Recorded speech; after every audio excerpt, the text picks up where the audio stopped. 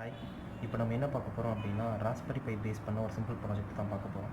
So இந்த ப்ராஜெக்ட்டில் என்னென்ன யூஸ் பண்ணியிருக்கான்னு பார்த்தோம் அப்படின்னா ஒரு ராஸ்பெரி பை போர்டு, ஒரு உடஞ்ச லேப்டாப்பில் இருக்க நல்ல ஒர்க்கிங் கண்டிஷனில் இருக்க ஒரு எல்சிடி டிஸ்பிளே, அதை ட்ரைவ் பண்ணுறதுக்கு ஒரு எல்சிடி டிரைவர் போர்டு. ஸோ இந்த ப்ராஜெக்டோட கான்செப்ட் என்ன அப்படின்னு பார்த்தீங்க அப்படின்னா ஒரு ஒரு பிக்சரை வந்து நம்ம ஒரு ஒர்க்கஸ்ட்டை ரீச் பண்ண முடியும் அப்படின்னு நினச்சிங்கன்னா அது முடியாது.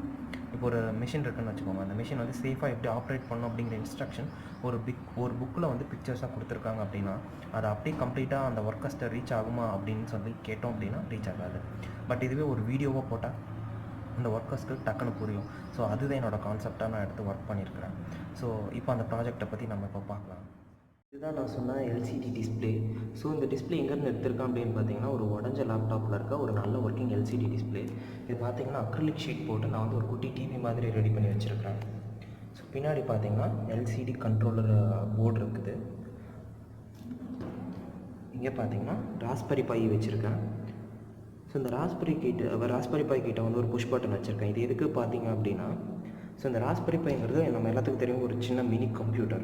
இந்த கம்ப்யூட்டர் வந்து இமீடியட்டாக நம்ம வந்து டக்குன்னு ஆஃப் பண்ணிட்டோம் அப்படின்னாக்கா உள்ள அந்த ஓஎஸ், அதாவது நம்ம எஸ்டி கார்டில் சேவ் பண்ணியிருக்க அந்த ஓஎஸ் எல்லாமே கரெக்ட் ஆகிடும்.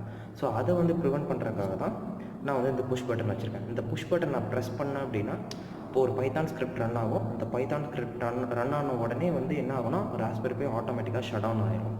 ஸோ இதோட பர்பஸ் தான் நான் புஷ் பட்டன் வந்து வச்சுருக்கேன். ஸோ இதோட இப்போ ஒர்க்கிங் எப்படின்னு இப்போ பார்க்கலாம். ராஸ்பெரி பை வந்து பவர் அப் பண்ணிட்டேன்.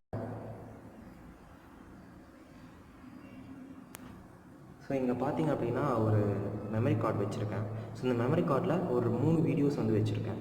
ஸோ இப்போ அந்த ராஸ்பெரி பை ஸ்டார்ட் ஆன உடனே பூட் ஆன உடனே என்ன ஆகும்னா அந்த எஸ்டி கார்டில் இருக்க வீடியோஸ் தான் ஓட போகுது. ஸோ அதுதான் நம்மளோட கான்செப்டும் கூட. ஸோ இந்த ராஸ்பெரி பை எவ்வளோ நேரம் ஆனில் இருக்கோ கண்டினியூஸாக அந்த வீடியோ மட்டும்தான் ஓடும், மற்றபடி வேறு எந்த ஒரு ஃபங்க்ஷனும் நடக்காது. ஸோ இப்போ பார்த்தீங்கன்னா இன்னொரு 9 செகண்ட்ஸில் வந்து வீடியோஸ் வந்து ஸ்டார்ட் ஆகும்.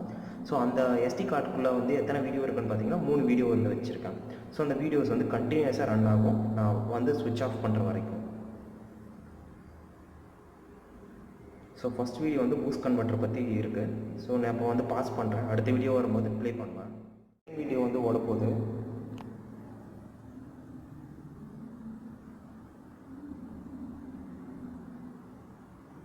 ஸோ இந்த மாதிரி இந்த பென்ட்ரைவோ இல்லை எஸ்டி கார்டுக்குள்ளே நான் என்னென்ன வீடியோ கண்டென்ட் வச்சுருக்கேனோ அது எல்லாமே நம்ம ராஸ்பெரி பை பூட் ஆன உடனே கண்டினியூஸாக ரன் ஆகிட்டே இருக்கும், வேறு எந்த ஆப்ரேஷனும் நடக்காது. ஸோ இதனால் இதை வந்து நம்ம ஒரு ஃபேக்ட்ரிக்குள்ளே வச்சோம் அப்படின்னா ஆடிட்டிங் இஷ்யூஸ் எல்லாமே வந்து நம்ம ஒர்க்கர்ஸ்ட்டு வந்து அழகாக வந்து கொண்டு போயிடலாம். ஸோ அவங்களும் வந்து அதோட இம்பார்ட்டன்ஸ் எல்லாமே தெரிஞ்சுக்கிறதுக்கு இது ரொம்ப ஈஸியான ஒரு வழியாக இருக்கும். ஸோ இப்போ வந்து நான் அந்த ராஸ்பெரி பை வந்து ஈஸியாக வந்து ஷட் டவுன் பண்ணுறேன் புஷ் பட்டன் வச்சு. ஸோ அது எப்படின்னு பார்க்கலாம். ஸோ புஷ் பட்டன் ப்ரெஸ் பண்ண உடனே ஷட் டவுன் ஆகுது.